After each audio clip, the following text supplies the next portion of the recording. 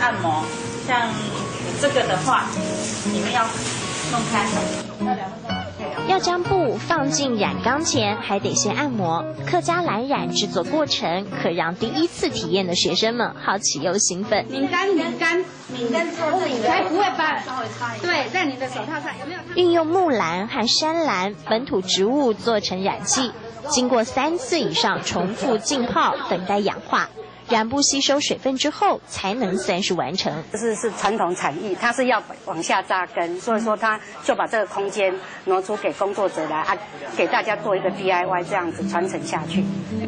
为延续特有的蓝染技术，工作坊的老师们不厌其烦，每个周末假日固定到这里报到，就为了能够让更多游客有学习做蓝染的机会。花1个早上完成蓝染，肚子也饿了吧？同一条路上，郭老板开的传统客家小吃店，不仅有道地客家菜，还有他对料理的创意想法。大火快炒，郭老板独家制作的炸鱼蛋，是将客家传统结酱和9层塔混搭成酱汁，吃起来酸酸甜甜，别具风味。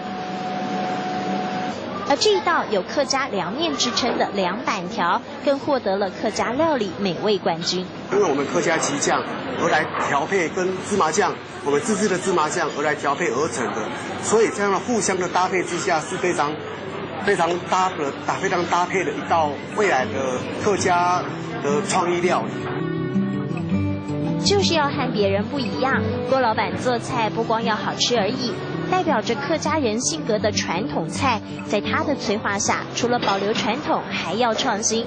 吃饱喝足，三峡的老街美景也该去绕绕。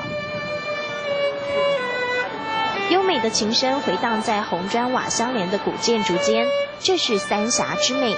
染布上的蓝在工作坊里慢慢绚烂，凉板条的口感在郭老板的厨艺中逐渐升华。老街里牛角面包的叫卖声好不热闹，午后的悠闲在三峡客庄精彩丰富。